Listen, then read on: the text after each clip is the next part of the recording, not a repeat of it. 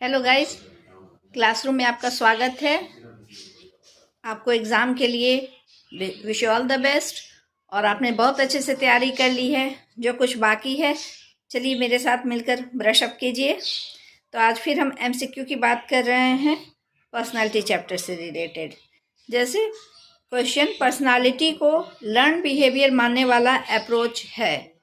कौन सा अप्रोच जो है लर्न बिहेवियर मानता है? ह्यूमनिस्टिक? नहीं, ह्यूमनिस्टिक का लर्निंग से लेना देना नहीं है। ट्रेट? नहीं। बिहेवियरल? हाँ। टाइप? नहीं। तो इसका सही आंसर है बिहेवियरल। इसलिए क्योंकि बिहेवियरल अप्रोच जो है वो लर्निंग थ्योरी पर आधारित या बेस्ड है। दूसरा क्वेश्चन, कार्डिनल ट्रेट का कॉन्सेप्ट किसने दिया था? जुंग, आल्पोर्ट, आइजेंग और वाटसन। इसका सही आंसर तो आपको पता है ना, क्या है? बिल्कुल सही, सी, आइजेंग।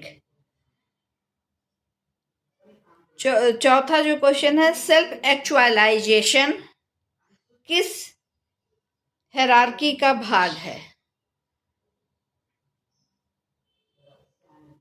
Freud, Maslow, Jung, Adler. Freud बिल्कुल नहीं, साइको एनालिटिक थ्योरी से रिलेटेड है। मैस्लो ह्यूमनिस्टिक थ्योरी से रिलेटेड है। जुंग नियो फ्राइडियन या फ्राइड का ही हुआ, और एडलर वो भी फ्राइड के ही अनुयायी थे। तो ये तीनों जो हैं वो साइको एनालिटिक्स से जुड़े हुए हैं। बचा कौन? मैस्लो।